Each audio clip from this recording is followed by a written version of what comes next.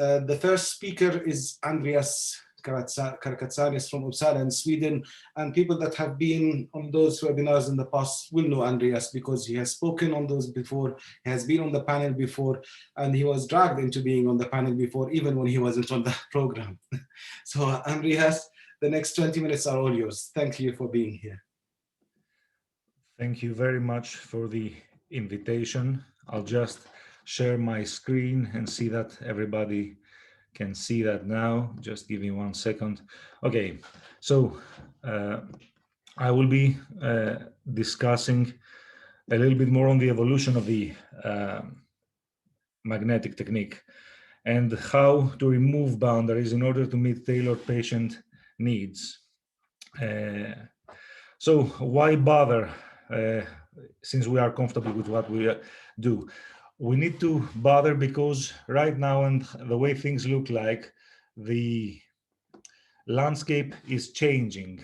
We've got data full of studies that suggest that breast conservation, for example, comes with better outcomes, and we need to make sure that we can follow the patients and their needs in that.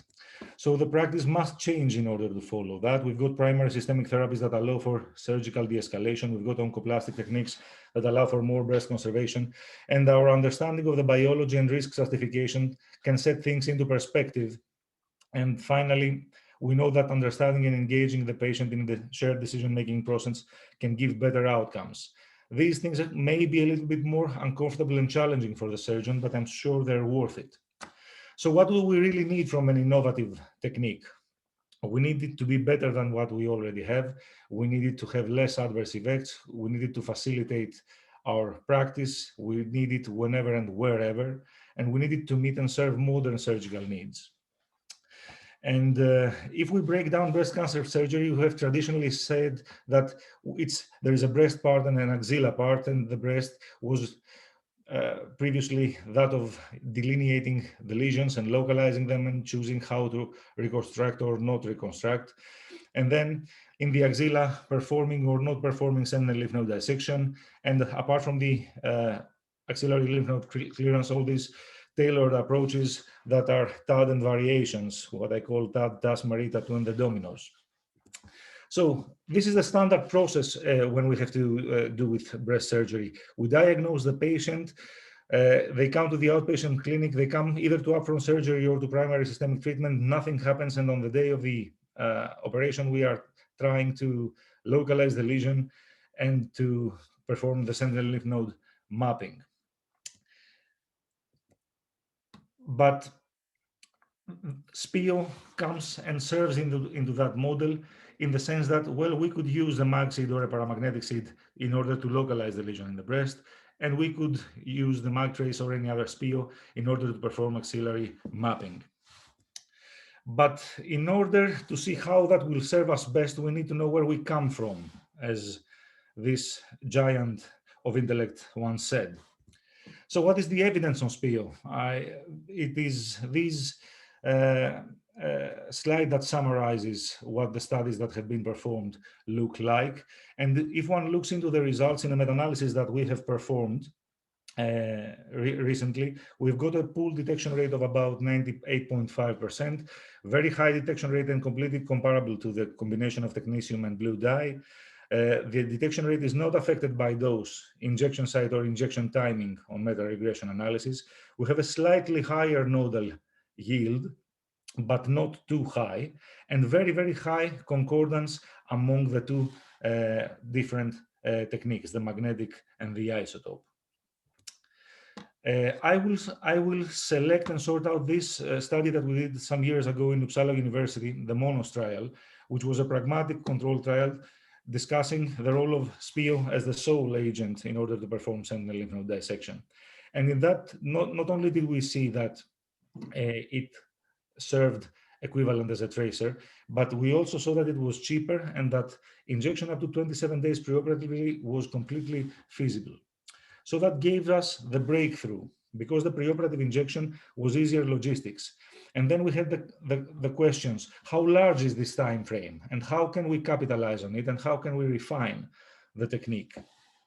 Well, looking into the refinement of the technique, we saw that the prolonged SPIO accumulation in the tissue may be a consideration, a concern for staining MRI artifacts. So we wondered whether a peritumoral injection could address that. And since we went over to a peritumoral injection, we do not see anything worse than that. A 3-year follow-up showed that the peritumoral injection comes with less staining, less intense and smaller in surface, also without compromising detection rates or sentinel lymph node retrieval. So how to reduce staining? Back from the meta-analysis that I mentioned before, 11 studies summarized on a pooled staining rate of 34.5, almost 0.6%, where a peritumoral injection and a lower dose are associated with much less staining on meta-regression analysis. It is something between 6 to 9% for this population. However, the pooled staining rate is larger because the bulk of evidence has been built on 5 milliliter injections and periareolar and subareolar injections. So SPIO can modify the process in this manner.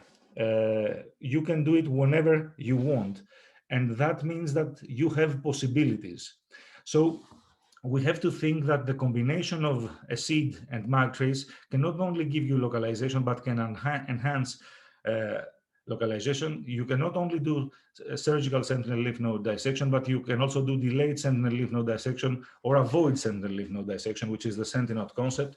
You can do minimal invasive sentinel lymph node biopsy, and you can use the minimally invasive sentinel lymph node biopsy in the concept of delayed sentinel lymph node biopsy for patients that are receiving primary systemic therapy. So is it better? And if it's better, why is it better? We need to think outside the box, and I will be talking about these 3 ideas, the SentiNot, the MagTotal, and the Magus.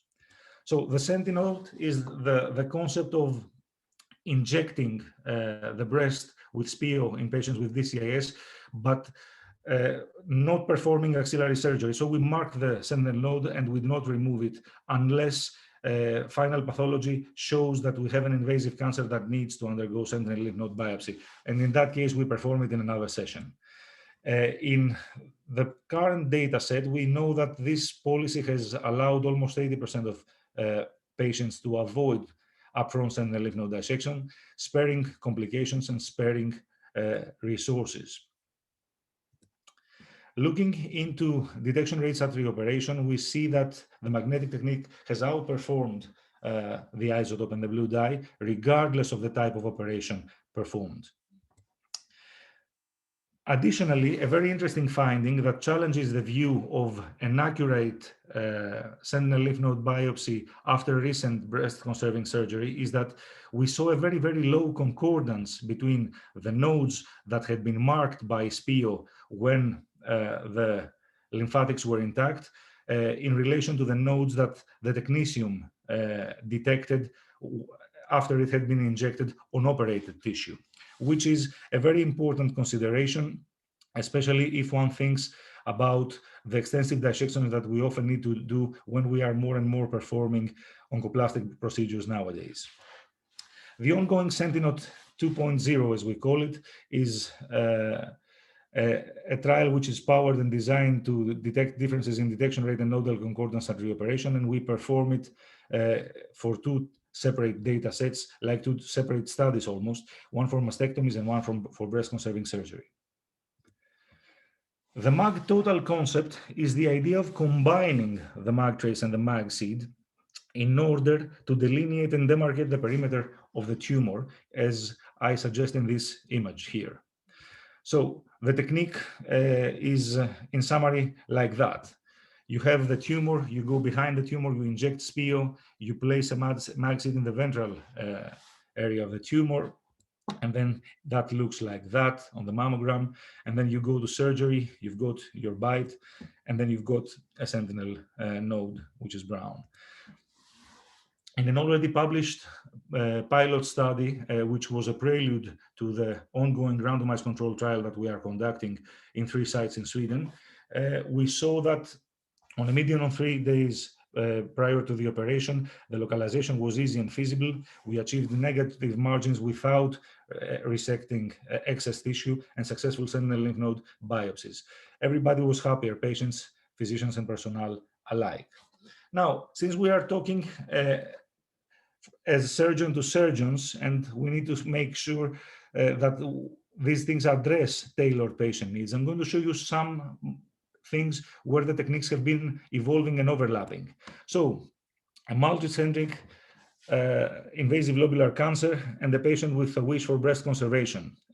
Interestingly enough, this lady did not wish simultaneously to undergo contralateral reduction. So what we did was that we placed 3 Magseeds, and in the medial aspect of the tumor, we demarcated the pathologic area with drops of Magtrace. And this is how the specimen looked like, and this is how the breast looks like. This is the patient which is planned for the contralateral reduction because she decided to have it later on. Combining the Magseed and the Magtrace. So we had a lady here with a very, very big lesion in the upper outer quadrant that was mostly ductal cancer in situ with some invasive tumor.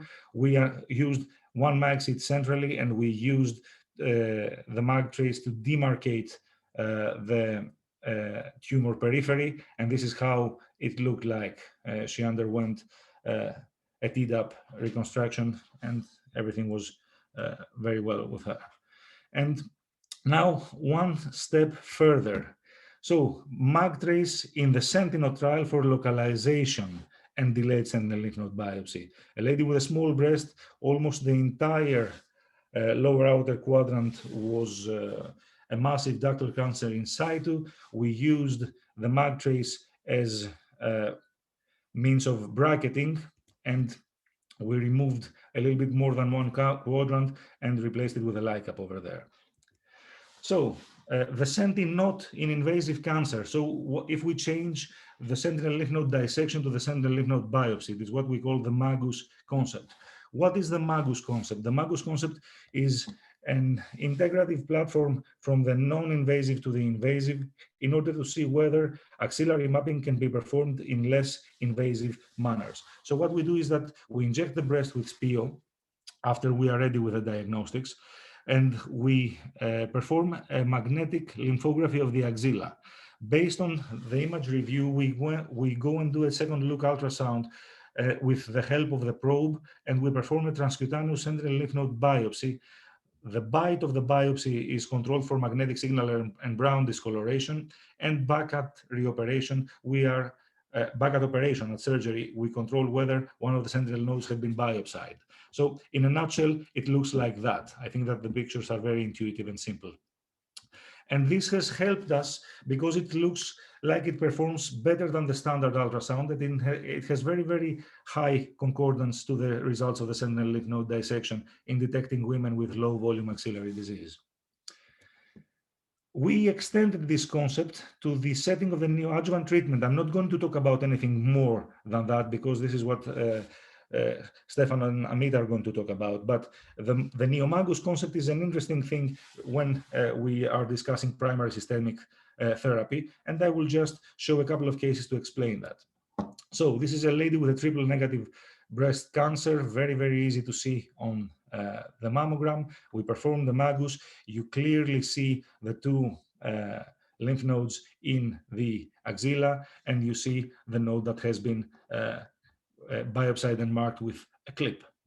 So after her neoadjuvant chemotherapy, we see the nodes over here. We see that the tumor has answered. At operation, we found the 3 sentinel lymph nodes that we had counted and identified on the preoperative MRI lymphography. One of them was the clipped one, and they were all negative. And this is how surgery went for her. One more step to this direction is fusing the techniques in order to meet patient needs. So this was a lady that had, you see that she's got small breasts, and you see that she's got an area with invasive ductal cancer and ductal cancer in situ, HER2 positive, and where she needed a large resection from a little breast. We performed the Magus in the similar fashion, and what you see on the right side of the picture are 2 clips that have marked the margins of the pathologic area in the breast, and the sentinel node that has been clipped in the axilla. 4 months later, and after the completion of chemotherapy, she came to us and underwent breast conserving surgery with a perforator flap reconstruction and sentinel lymph node dissection with, however, a more targeted approach, as the original sentinel node had been already identified and clipped. So, in conclusion, what can we see from this data? Well, the magnetic technique performs equally to the isotope and blue dye. I am sure that in the data that the other speakers will share, you will see that this is the case for neoadjuvant, for the neoadjuvant setting. It is superior in patients with DCIS in order to perform delayed sentinel lymph node dissection, and it can provide this possibility in women that are undergoing primary systemic therapy. It is flexible and facilitates the logistics, which is something that is beneficial for the entire team. And finally, it provides the niche in order to adapt to modern surgery, to combine and fuse the techniques and meet tailored patient needs. Thank you for that. This is not Uppsala, by the way. Thank you. Thank you very much, Andreas. It's a great talk as usual, and thank you for being part of this. So